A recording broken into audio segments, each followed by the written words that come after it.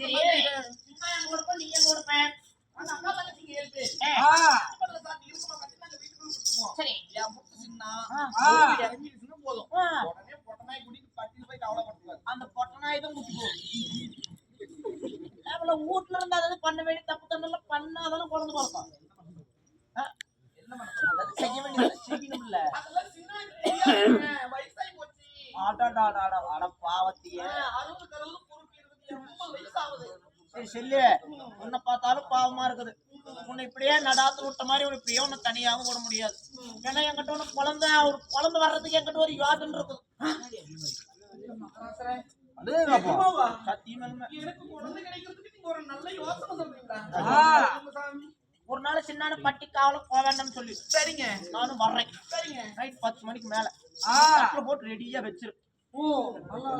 எல்லாரும் தூங்குனதுக்கு அப்புறம் 10 மணிக்கு மேல நான் வர்றேன். கட்டில போட்டு ரெடியா வச்சிரு. பக்கத்திலேயே சின்னாங்கிட்ட ஒரு விலை கொடுத்து பக்கத்திலேயே குழந்தை வச்சு உட்கார சொல்லிடு. நீ அப்ப நான் வந்த உடனே நீ வந்து படுத்துக்கோ. இப்படிதான் பண்ணணும் இப்படிதான் செய்யணும் அப்படின்னு அவங்ககிட்ட ஒரு தடவை செஞ்சு காட்டுறேன். முதல்ல நீ செஞ்சு காட்டுற. நான் செஞ்சு காட்டுறதை பார்த்துட்டு ரெண்டாவது சின்ன செய்யட்டும். அப்புறமா எண்ணி 10 மாசம் தான் வீட்டுல குழந்தை சத்தம் கேட்கும். சத்தியமா